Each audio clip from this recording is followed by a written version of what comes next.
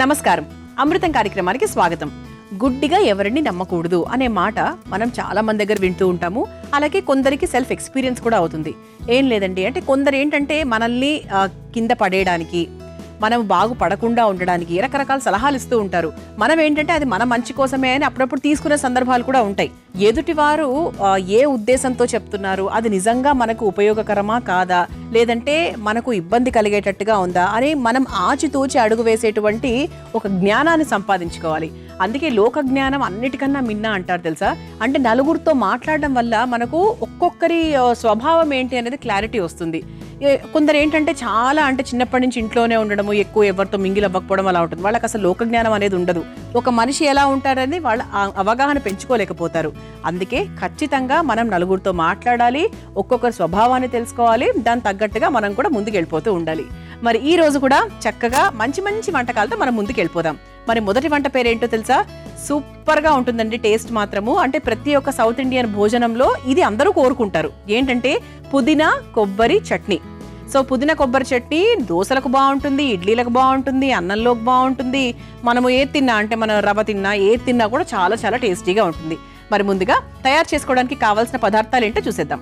పుదీనా కొబ్బరి చట్నీ తయారు చేసుకోవడానికి కావాల్సిన పదార్థాలు: నూనె 4 టేబుల్ స్పూన్లు, ఎండుమిరపకాయలు 5, మినప్పప్పు 2 టేబుల్ స్పూన్లు, పచ్చిశనగపప్పు 2 టేబుల్ స్పూన్లు, ధనియాలు 1 టేబుల్ స్పూన్, జీలకర్ర 2 టేబుల్ స్పూన్లు, పచ్చి కొబ్బరి ముక్కలు 1 కప్పు, పుదీనా 1 కప్పు, ఉప్పు తగినంత, చింతపండు గుజ్జు 1 టేబుల్ స్పూన్, పోపు దినుసులు 1 టేబుల్ స్పూన్, కరివేపాకు కొద్దిగా. పుదీనా కొబ్బరి చట్నీ తయారు చేసుకోవడానికి కావాల్సిన పదార్థాలన్నీ కూడా రెడీగా ఉన్నాయి.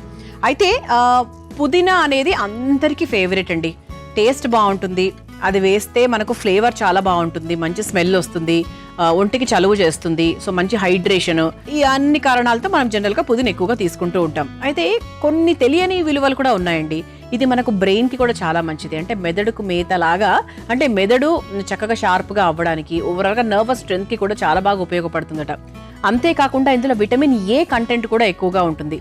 అలాగే ఏంటి అంటే మనకు పుదీనా ఆకుల్ని మామూలుగా సాధారణంగా జలుబు అది చేసినప్పుడు నీళ్లలో వేసి పీల్చుకుంటే కూడా అంటే ఊపిరితిత్తులకు సంబంధించి ఇబ్బందులు ఏమైనా ఉంటే చాలా వరకు తొలగిపోతాయంట. అంతేకాకుండా ఇక డైజెషన్ పరంగా చూసుకుంటే పుదీనా వేయడం వల్ల డైజెషన్ పర్ఫెక్ట్ గా అవుతుంది. తర్వాత కొంతమందికి కడుపులో వికారము, అజీర్తి ఇటువంటి ఇబ్బందులు ఏమైనా ఉన్నా కూడా పుదీనా తీసుకోవడం వల్ల మనకు చాలా వరకు కవర్ అవుతుందన్నమాట. వెయిట్ మేనేజ్మెంట్ కి కూడా చాలా బాగా పనిచేస్తుంది. అలా ఈరోజు పుదీనా అలాగే పచ్చి కొబ్బరి. ఇక పచ్చి కొబ్బరి గురించి మనము చాలా ఎపిసోడ్స్ లో కూడా మాట్లాడుకున్నాము. హార్ట్ హెల్త్ కి చాలా మంచిది, జుట్టుకు స్కిన్ కి కూడా చాలా మంచిది, యాంటీ ఆక్సిడెంట్స్ ఎక్కువగా ఉంటాయి, డైజెషన్ పరంగా చాలా మంచిది. ఇందులో మనకు స్టార్చ్ ఎక్కువగా ఉంటుందట. పచ్చి కొబ్బరిలో స్టార్చ్ ఎక్కువగా ఉండడం వల్ల ఏంటి అంటే మనకు ఒంట్లో ఉండే క్యాలరీ బర్నింగ్ అనేది చాలా బాగా అవుతుంది. So that is the reason మనకు ఈ పచ్చి కొబ్బరి అనేది మనకు హెల్త్, ఓవరాల్ హెల్త్ కి చాలా బెటర్. సో మరి ఇది ఏంటంటే మనం ఈరోజు ఈ రెండింటి కాంబినేషన్లో పచ్చడి తయారు చేసుకోబోతున్నాము. అసలు అంటే ఎప్పుడెప్పుడు చెయ్యాలా, ఎప్పుడెప్పుడు తినాలా అని నేను ఎదురు చూస్తున్నా. అయితే ఫస్ట్ మనం ఏం చేద్దామంటే ఒక చిన్న వేయించుకునే ప్రాసెస్ చేద్దామండి. ముందుగా స్టవ్ వెలిగించేసుకుందాం. కొత్త వంట కాకపోయి ఉండొచ్చు, బికాస్ ఎందుకంటే చాలా మందికి తెలిసే ఉండొచ్చు. పుదీనా టొమాటో కాంబినేషన్ కొంతమంది చేస్తారు, తర్వాత కొబ్బరి టమాటా కాంబినేషన్ చేస్తారు, పుదీనా కొబ్బరి కూడా చేస్తారు. ఎస్, సో ఇదేమి ఈరోజు మేము కొత్తగా మన అమృతమే ఇంట్రడ్యూస్ చేస్తోంది అని మాత్రం నేను చెప్పను. కానీ రాని వాళ్ళైతే 100% నేర్చుకోండి. ఓకే, ఎందుకంటే ఇక్కడ మనకి వంట కన్నా కూడా అండి, వంట చేసేటప్పుడు మనం ఉపయోగించేటువంటి పదార్థాల విలువలు చెప్పడం అనేది మనకి ముఖ్యమైన ఒక మోటో. ఆ తర్వాత వంట, ఆ తర్వాత ప్రాసెస్.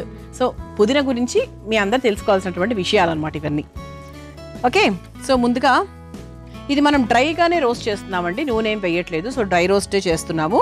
సో ఫస్ట్ మనం శనగపప్పు వేసేసుకుందాం. కొన్ని పోపు కుంచుకొని కొన్ని వేసేసుకుందాం. ఆ తర్వాత మినప్పప్పు, ఇది ఒకసారి వేయించేసుకుందాం.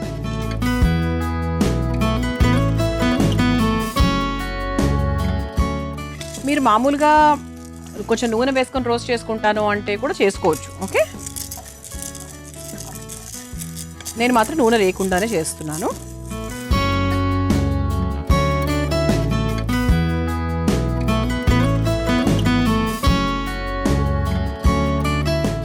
ఓకే, ఇది ఒక్కసారి మనం చక్కగా వేయించేసుకున్నాము.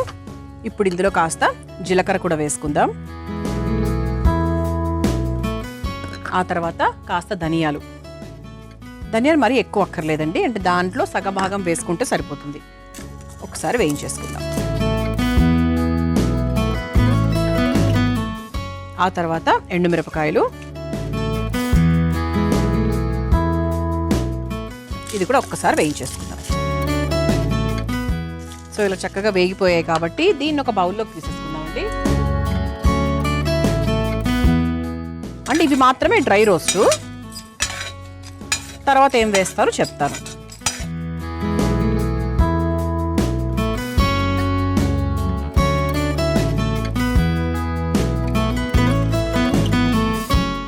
ఓకే, ఇలా మనం వేయించేసుకున్నాం కదా. ఇప్పుడు ఇందులో కొంచెం నూనె వేసుకుందాం. ఇది దేనికి అంటే పచ్చి కొబ్బరి అలాగే పుదీనా మనం రోస్ట్ చేసుకోవడానికి.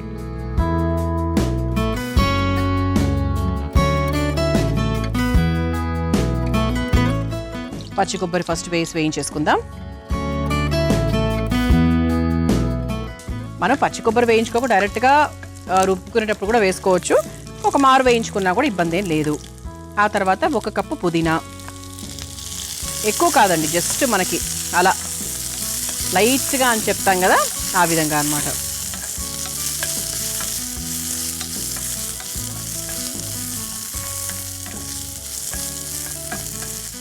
అంతేనండి, సరిపోతుంది. మళ్ళీ కలర్ కూడా ఎక్కువగా చేంజ్ అవ్వకూడదు పుదీనా. ఇది కూడా మనం ఇదే బౌల్లోకి తీసేసుకుందాం. మనం కలిపి రుబ్బేసుకోవడమే అంతే. ఓకే, ఇప్పుడు మనకు పప్పులు ఉన్నాయి, అలాగే ఇందులో పచ్చి కొబ్బరి పుదీనా 2 వేసుకున్నాం కదా. దీంట్లో చక్కగా మనము ఈ చింతపండు కూడా వేసేసుకుందాం. చింతపండు గుజ్జు వేసుకోవచ్చు, యాస్టీస్గా కొంచెం చింతపండు రెక్కలు కూడా వేసుకోవచ్చు. మనకు రుబ్బేసుకుంటాం కాబట్టి పెద్ద ఇబ్బంది ఏమి ఉండదు. ఓకే, ఒక రెక్క కూడా వేసానండి, ఇబ్బంది ఏం లేదు. ఓకే, సో ఇప్పుడు చక్కగా అన్నీ వేసేసుకున్నాము. నీళ్లు అవసరమైతే కొంచెం వేసుకోండి, సరిపోతుంది. అంతకన్నా మనకు వేయాల్సిన అవసరం లేదు, ఎందుకంటే చింతపండు రసం కూడా వేసాం కదా. సో నాకు తెలిసి ఆ నీళ్లు సరిపోతాయి అనుకుంటున్నాను. చూస్తాను, కావాల్సింటే ఇంకొక స్పూన్ వేసుకొని రుబ్బేసుకుంటాను. ఓకే, సో చింతపండు కూడా వేసేసుకున్నాం కాబట్టి చివరిగా కొంచెం ఉప్పు. ఓకే, ఇప్పుడు దీన్ని చక్కగా మనము రుబ్బేసుకుందాం. రుబ్బుకున్న తర్వాత పోపులో ఏమేమి వేస్తున్నాను అవన్నీ కూడా చెప్పేస్తా. ఇదిగోండి, ఇలా చక్కగా మనం ఒక పేస్ట్ లాగా తయారు చేసేసాము. సో చాలా తక్కువ నేను వాటర్ యూజ్ చేశానండి, ఎక్కువ ఏం యూజ్ చేయలేదు, సరిపోతుంది. అంటే మీరు తీసుకునే క్వాంటిటీని బట్టి, మీరు చేసుకునే క్వాంటిటీని బట్టి మళ్ళీ ఉంటుంది. అదే ఆడవాళ్ళందరికీ అది తెలిసిన విద్యనే కాబట్టి కొత్తగా చెప్పక్కర్లేదు. అయితే ఇప్పుడు దీంట్లో మనం పోపు వేసేసుకుందాం. పోపు కూడా మనకు ఎనీ చట్నీ చాలా చాలా ఇంపార్టెంట్. అంటే పోపు ఎంత చక్కగా టేస్టీగా వేస్తే మనకు చట్నీ అంత టేస్టీగా ఉంటుంది. ముందుగా ఈ పోపు ప్యాన్ వెలిగించేసుకుందాము. ఈ చిన్న ప్యాన్లో మనం పోపు వేసుకుంటున్నాం అనమాట. ఇప్పుడు ఇక్కడ 2 అండి, ఇది ఆల్రెడీ మనం వేయించేసుకున్నాం కాబట్టి ప్రత్యేకంగా పోపులోకి చట్నీ వేసి వేయించాల్సిన అవసరం అయితే ఏమీ లేదు. కొంతమందికి అలవాటు, పోపు రెడీ అయిన తర్వాత పోపులోకి మనకు పచ్చడిని వేసి అలా ఒక 2 నిమిషాల పాటు ఉంచుతారు. తప్పేమీ లేదు, బాగుంటుంది, టేస్ట్ బాగుంటుంది. కానీ మనం ఆల్రెడీ వేయించుకున్నాం కాబట్టి మనకు చేయాల్సిన అవసరం అయితే ఏం లేదు. ముందుగా కాస్త నూనె,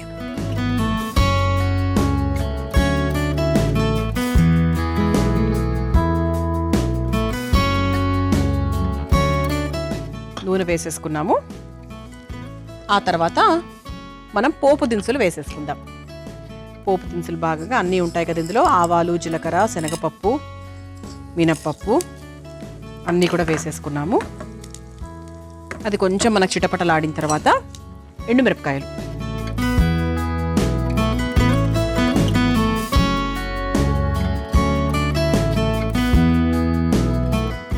కరివేపాకు,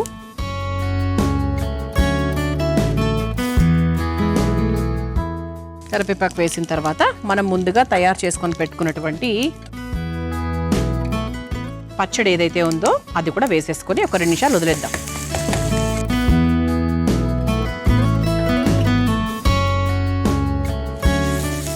అంటే దీనికి కూడా చక్కగా నూనె పడుతుంది అని అనుకుంటాం కదా, సో అందుకు పోపు వేసేస్తామన్నమాట. మీరు డైరెక్ట్గా పోపు దీని మీద కూడా వేసేసుకోవచ్చు. ఇది మళ్ళీ ఎవరెవరి ఇష్టాలు బట్టి ఉంటుంది. మొలల వ్యాధి తగ్గాలంటే ఈ చిట్కా చాలా బాగా పనిచేస్తుంది. 5 గ్రాముల కరక్కాయ చూర్ణం, 5 గ్రాముల బెల్లం, ఈ రెండింటిని ఒక చూర్ణంలాగా కలిపి తయారు చేసుకోవాలి. ఆ చూర్ణాన్ని ప్రతిరోజు ఉదయం సాయంత్రం తీసుకుంటూ ఉన్నట్టయితే మొలల వ్యాధి చాలా వరకు తగ్గిపోతుంది. ఈ ఇబ్బంది మీకు ఉంటే కనుక తప్పకుండా ఈ చిట్కాని ప్రయత్నించండి. చక్కగా కలిపేసుకున్నాము. స్టవ్ కూడా ఆఫ్ చేసేసానండి, సరిపోతుంది. ఓకే, ఇప్పుడు దీన్ని మనము ఒక సర్వింగ్ బౌల్లోకి తీసేసుకుందాం.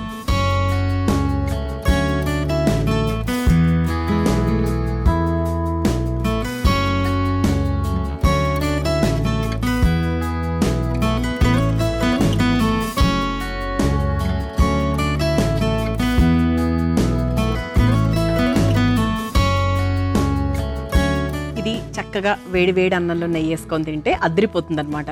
సో తప్పకుండా పుదీనా కొబ్బరి చట్నీ మీరు తయారు చేసుకోండి. కావాల్సిన పదార్థాలు తయారు చేసుకునే విధానం మరొకసారి చూసేయండి.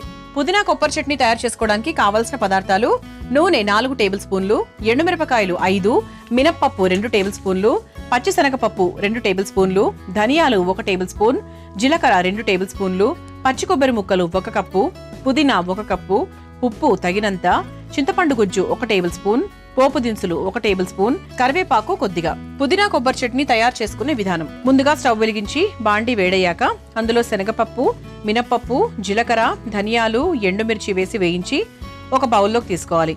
ఇప్పుడు అదే ప్యాన్ లో నూనె వేసి వేడయ్యాక పచ్చి కొబ్బరి ముక్కలు, పుదీనా వేసి వేయించి అదే మిక్సింగ్ బౌల్లోకి తీసుకొని అందులో నానబెట్టుకున్న చింతపండు, సరిపడా ఉప్పు వేసి మెత్తగా రుబ్బుకోవాలి.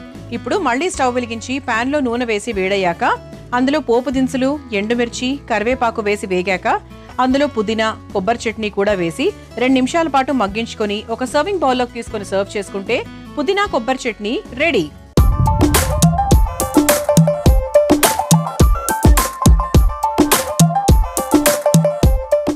చూసారు కదా, పుదీనా కొబ్బరి చట్నీ ఎంత సులభంగా తయారు చేసుకోవచ్చో. చాలా చాలా ఈజీ.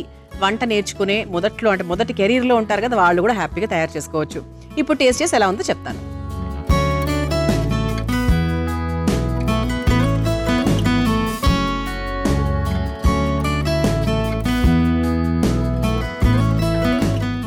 బాగుందండి, చాలా బాగుందండి.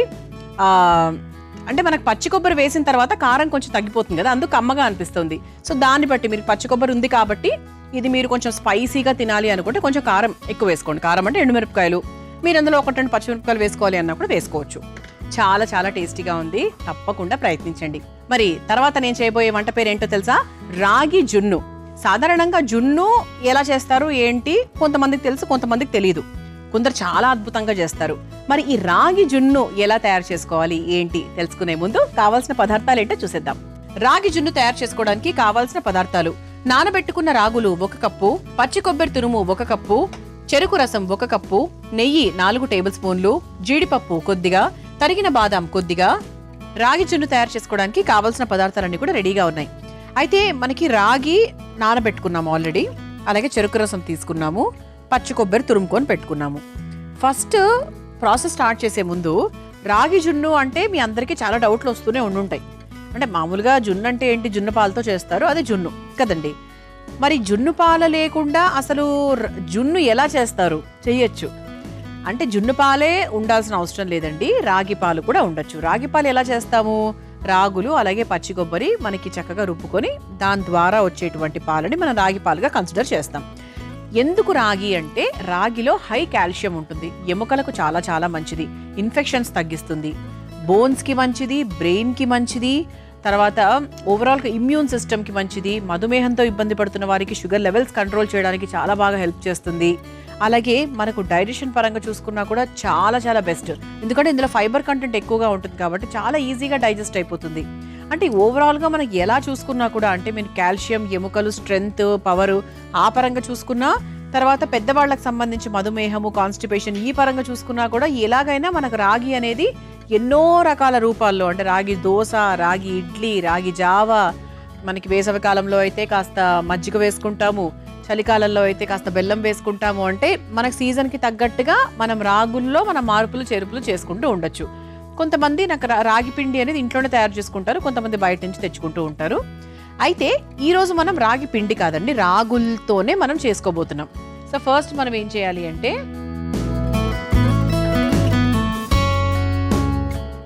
ఇలా నానబెట్టుకున్నటువంటి రాగులు 1 కప్పు తీసుకుందాం. ఓకే, ఈ రాగులు కూడా మనకు బయట దొరుకుతాయి, మీ అందరికీ తెలిసిందే. ఆ తర్వాత పచ్చి కొబ్బరి,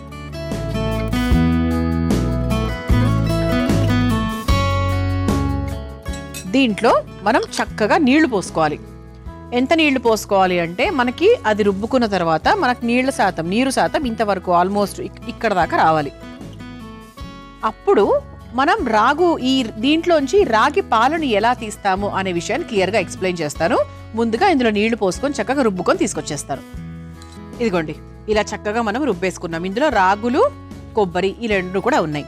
అయితే ఇప్పుడు మనం దీని నుంచి రాగి పాలు ఎలా తీస్తున్నాము అనే విషయం చెప్తా. ఇలా పక్కన ఇంకో బౌల్ తీసుకుందాము. ఇలా ఒక తెల్లటి బట్ట, ఫ్రెష్ బట్ట తీసుకోవాలి. తీసుకొని ఇలా కొంచెం చివర్లో పట్టుకొని దీన్ని మనం చక్కగా ఇందులోకి తీసుకోవాలి. సో ఇలా చక్కగా మనం ఒక బట్ట పెట్టుకొని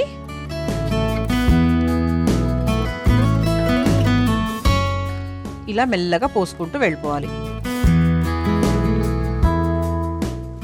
కొంచెం పల్చటి బట్ట తీసుకోండి, ఎందుకంటే మనకు కరెక్ట్గా పాలు అనేవి కరెక్ట్ కిందికి ఫిల్టర్ అవ్వాలి అంటే మనం బట్ట చాలా పల్చగా తీసుకోవాలి. అండ్ అలాగే మనకు దీంట్లో రాగులు ఉంటాయి కాబట్టి అంత ఈజీగా రాదు. సో మనం ఇలా చక్కగా స్ట్రెయిన్ చేసుకుంటూ వెళ్ళాలన్నమాట.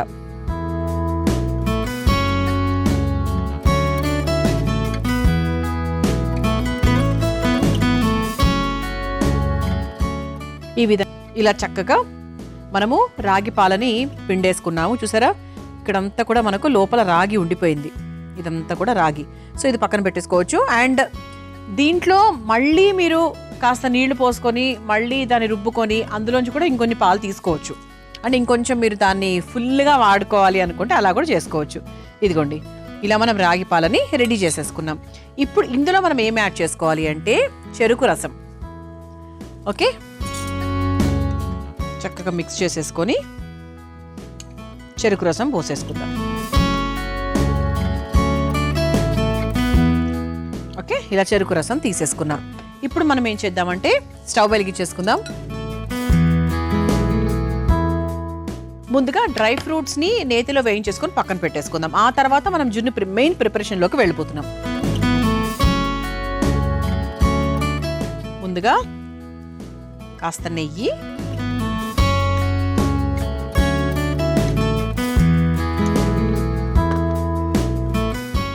సో నెయ్యి కరిగిపోయింది కదా.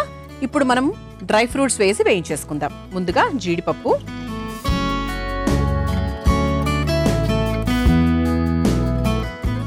అలాగే బాదాం తురుము, ఈ 2 కూడా వేయించేసుకొని ఇదే బౌల్లోకి తీసి పక్కన పెట్టేసుకుందాం. చాలా మందికి జున్ను ఇష్టం, కానీ ఆ జున్ను చేయడం రాదు. నిజానికి నాకు కూడా రాదండి. అంటే మామూలుగా జున్ను పాలు దొరికితే కదా ఫస్ట్ జున్ను చేసేది. సో జున్ను పాలు దొరకడం కూడా కొంచెము అంటే కష్టమైన విషయమే. సో ఇలా చక్కగా జీడిపప్పు, బాదాం తురుము వేయించేసి ఇదే బౌల్లోకి తీసేసుకుందాం.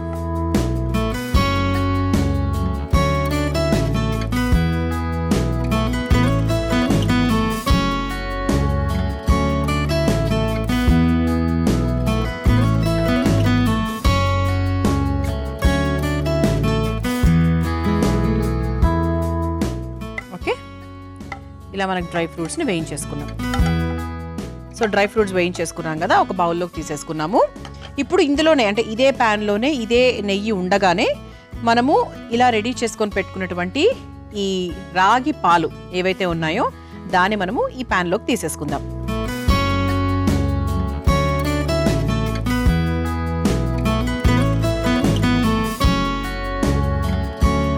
ఇలా చక్కగా ఎలా కలుపుకోవాలి అంటే మనకు ఒక జున్ను మీ అందరికీ తెలుసు కదండి ఎలా ఉంటుందో ఆ కన్సిస్టెన్సీ వరకు మనం దీన్ని చక్కగా అలా తిప్పుతూ ఉండాలన్నమాట.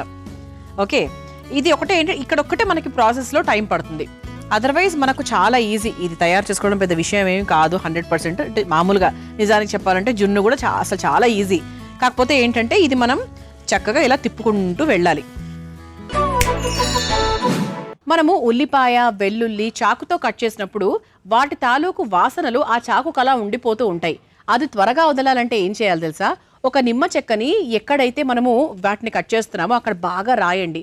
అలా రాసినట్టయితే దాని తాలూకు వాసనలు ఇట్టే వెళ్ళిపోతాయి. ఈసారి ఈ చిట్కాను తప్పకుండా ఉపయోగించండి. ఇది మనకు ప్యాన్ వీడుతుంది అనమాట. మధ్యలో నెయ్యి వేసుకుంటూ కలుపుకున్నాం, చూసారు కదా మీరు. సో ఇలా కలుపుకోవాలి, ఇదిగోండి. సో జస్ట్ ఇలా డాన్స్ చేయాలన్నమాట మనకి. ఓకే, ఈ విధంగా ఆల్మోస్ట్ అయిపోయిందండి, 99% అయిపోయినట్టే లెక్క. ఓకే, అయిపోయిందండి. స్టవ్ ఆఫ్ చేసేసుకుందాం.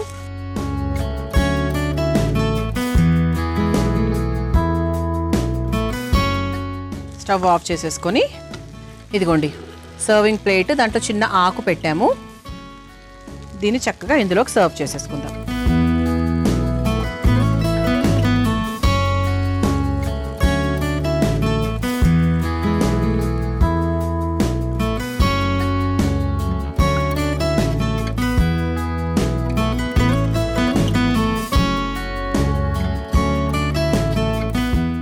ఇది మనకు కొంచెం దీని టెంపరేచర్ కొంచెం తగ్గిన తర్వాత కొద్దిగా చల్లబడుతుంది. అప్పుడు మనకు ప్రాపర్గా కట్ చేసుకోవడానికి కూడా మనకు సులువుగా వస్తుంది అనమాట. ఇప్పుడు పైన నుంచి మనం ముందుగా వేయించుకొని పెట్టుకున్నటువంటి జీడిపప్పు, బాదం తురుము ఏదైతే ఉందో చక్కగా మనము ఇందులోకి వేసేసుకున్నాం. అయిపోయింది. ఇది కొంచెం మనకు చల్లారిన తర్వాత మనకి ఎలాగైతే జున్ను స్పాంజీగా వస్తుందో అది మీ అందరికీ తెలుసు కదా. సో ఆ విధంగా అవుతుంది అనమాట. ఇదిగోండి చాలా ఫాస్ట్గా మనకి చల్లబడిపోతుంది, మేబీ ఒక 5 minutes. సో దీన్ని ఫ్రిడ్జ్లో పెట్టుకుంటే ఇంకొంచెం బాగా ప్రాపర్ కన్సిస్టెన్సీ అనేది వస్తుంది. మరి ఇంత చక్కటి ఆరోగ్యకరమైన రాగి జున్ను మీరు తయారు చేసుకోవాలనుకుంటే కావాల్సిన పదార్థాలు తయారు చేసుకునే విధానం మరొకసారి చూసేయండి. రాగి జున్ను తయారు చేసుకోవడానికి కావాల్సిన పదార్థాలు: నానబెట్టుకున్న రాగులు 1 కప్పు, పచ్చి కొబ్బరి తురుము 1 కప్పు, చెరుకు రసం 1 కప్పు, నెయ్యి 4 టేబుల్ స్పూన్లు, జీడిపప్పు కొద్దిగా, తరిగిన బాదాం కొద్దిగా. రాగి జున్ను తయారు చేసుకునే విధానం: ముందుగా ఒక మిక్సింగ్ బౌల్లో నానబెట్టుకున్న రాగులు, పచ్చి కొబ్బరి తురుము వేసి మెత్తగా రుబ్బుకొని మరొక బౌల్లో వడగట్టుకోవాలి. తర్వాత ఆ పాలల్లో చెరుకు రసం వేసి కలుపుకోవాలి. ఇప్పుడు స్టవ్ ఆన్ చేసి ఒక పాన్ పెట్టుకుని కాస్త నెయ్యి వేసుకోవాలి. నెయ్యి కరిగిన తర్వాత జీడిపప్పు, బాదం వేసి వేయించి తీసి పక్కన పెట్టుకోవాలి. ఇప్పుడు అదే పాన్ లో కలిపి పెట్టుకున్న రాగి పాలను వేసి దగ్గర పడేంత వరకు నెయ్యి వేసుకుంటూ కలుపుకొని మగ్గించుకోవాలి. తర్వాత ఒక సర్వింగ్ బౌల్లోకి తీసుకుని పైన నుంచి వేయించిన జీడిపప్పు, బాదం వేసి చల్లార్చాక సర్వ్ చేసుకుంటే ఎంతో రుచికరమైన అలాగే ఆరోగ్యకరమైన రాగి జున్ను ready.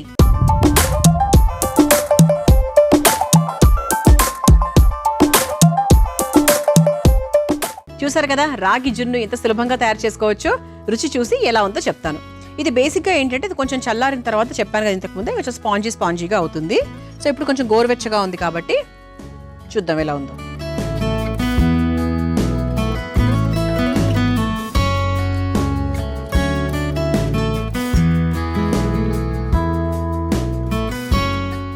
Very very soft and happy. అంటే ఇలా నమలక్కర్లేదండి, నమలకుండానే అలా నోట్లోకి వెళ్ళిపోతుంది.